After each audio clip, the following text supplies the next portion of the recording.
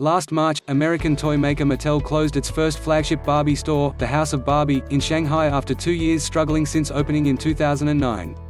Mattel invested over $30 million in the House of Barbie in celebration of the American iconic doll's 50th anniversary. The concept was that Barbie is not just a fashion-forward doll, she would also be a lifestyle symbol and cultural icon for girls and young women. The 6-story building had the world's largest collection of Barbie dolls and affiliated products such as children's bedroom furniture and young women's clothes. It also features a fashion runway, a design studio, a stunning spiral staircase decorated with 800 Barbie dolls, and a cafe on the top floor. Many analysts pointed to the fact that Barbie is a Western doll and is too sexy for Chinese girls. The reality is, however, that Chinese girls actually like the blonde Barbie better than the localized Chinese Barbie called Ling.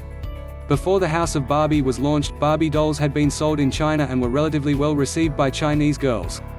When I first bought a Barbie doll for my niece about 10 years ago, I was surprised to find out that she already had a couple of them. So, what are the real reasons that the House of Barbie failed to live up to its expectation?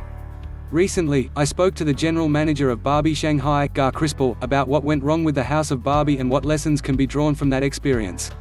The first mistake Mattel made, in my opinion, is to have a standalone store before establishing Barbie as a strong brand in China. In America, Barbie is an iconic symbol of femininity for young girls. Over a period of 50 years, the brand has taken on a life of its own as Barbie assumed many roles of women. In China, Barbie is simply a doll. She is not associated with any cultural significance for Chinese girls or young women. Since Barbie is not a cultural icon in China as she is in America, Chinese consumers couldn't care less about Barbie-branded products. The concept of the store is wrong, as Crispel pointed out.